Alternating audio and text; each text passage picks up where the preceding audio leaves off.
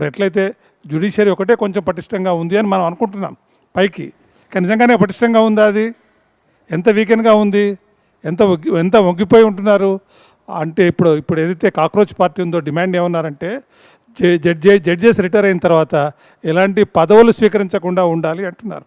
వీళ్ళు ఇప్పుడు గవర్నర్లు అయిపోతున్నారు, ఎంపీ ఎమ్మెల్యే రాజ్యసభ మెంబర్లు అయిపోతున్నారు.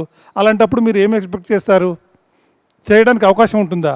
వాళ్ళు నిజంగానే మంచి వాళ్ళు ఉండవచ్చు, కాదని నేను అనను, కానీ ప్రజలకైతే అనుమానం ఉంటుంది కదా వాళ్ళు ఏం చేసినా కూడాను. కాబట్టి అది పోవాలి అని అంటే కొన్ని చాలా మార్పులు జరగాల్సిన అవసరం ఉంది. దానికి పబ్లిక్ ఒపీనియన్ అనేది చాలా ముఖ్యం.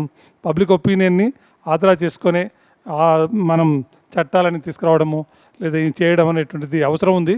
కానీ ప్రభుత్వాలు ఏ రకంగా స్పందిస్తాయంటే, ప్రజల నుంచి ఒత్తిడి వస్తే పబ్లిక్ ఒపీనియన్కి ఒక అంటే నిబద్ధత వస్తుంది, దానికి గుర్తింపు అనేది వస్తుంది, ప్రభుత్వాలు పాటిస్తాయి అని నేను అనుకుంటున్నాను.